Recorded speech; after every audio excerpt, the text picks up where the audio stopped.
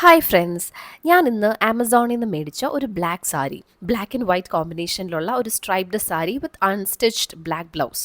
Okay, അതാണ് review ചെയ്യുന്നത്. ഞാനിത് 2023 മേടിച്ചതാണ്.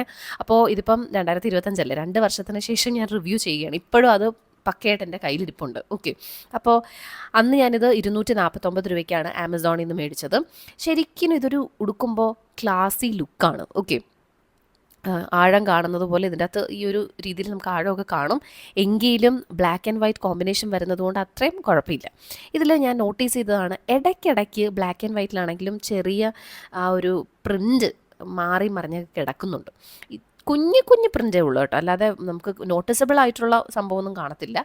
എല്ലാം പക്കയായിട്ടിരിക്കുന്നുണ്ട്, കുഴപ്പമൊന്നുമില്ല. അതോർത്ത് നിങ്ങൾ ടെൻഷൻ അടിക്കേണ്ട. പക്ഷേ ഇത് ഉടുക്കുമ്പോൾ അടിപൊളി ലുക്കാണ്. ഇതൊരു ഓർഡിനറി സാരിയാണ്, അതായത് ഒരു ഫാബ്രിക് എന്ന് പറയുന്നത് ഒരു ഓർഡിനറി ജോർജറ്റ് മെറ്റീരിയലാണ്. അപ്പോൾ നമ്മൾ ഓർക്കും ഇത് ഇത് പലരും ഉടുക്കുന്നത് ഞാൻ കണ്ടിട്ടുണ്ട്. എനിക്ക് തോന്നുന്നത് പക്ഷേ നമ്മൾ ആ സ്റ്റൈൽ ചെയ്യുന്ന രീതിക്കനുസരിച്ച് അതിൻ്റെ ക്വാളിറ്റി അല്ലെങ്കിൽ കാണുമ്പോൾ അപ്പീലിംഗ് ആയിട്ട് നമുക്ക് തോന്നും. ഓക്കെ, കൂറ പിടിച്ച് നമുക്ക് ഈ ഡ്രസ്സ് ഇടുകയാണെന്നുണ്ടെങ്കിൽ, ഈ സാരി ഉടുക്കുകയാണെന്നുണ്ടെങ്കിൽ നമ്മൾ ശരിക്കും ഇത് 200 രൂപ 100 രൂപയുടെ ലുക്കേ തോന്നത്തുള്ളൂ. പക്ഷേ നമ്മൾ ഈ സാരി കറക്റ്റ് ആക്സസറീസ് ഒക്കെ വെച്ച് പെയർ ചെയ്യുകയാണെന്നുണ്ടെങ്കിൽ നല്ലൊരു ക്ലാസി ലുക്ക് തന്നെ കിട്ടും കേട്ടോ. അപ്പോൾ എനിക്ക് ഈ സാരി ഒത്തിരി ഇഷ്ടപ്പെട്ടു. ചിലർക്ക് ഇത് വേണമെങ്കിൽ ചുരിദാറായിട്ടോ അല്ലെങ്കിൽ എന്തെങ്കിലും വേറെ ഷോളായിട്ടോ ഒക്കെ ഉപയോഗിക്കാൻ പറ്റും. ഓക്കെ, അപ്പോൾ ഇത് ഭയങ്കര തിന്നായിട്ടുള്ളൊരു ജോർജറ്റ് മെറ്റീരിയൽ ഒട്ടിക്കിടക്കും നമ്മുടെ ബോഡിയായിട്ട്. നമുക്ക് ഇട്ട പോലെ ഒന്നും ഫീൽ ചെയ്യത്തില്ല. ഓക്കെ, തിൻ മെറ്റീരിയലാണ്.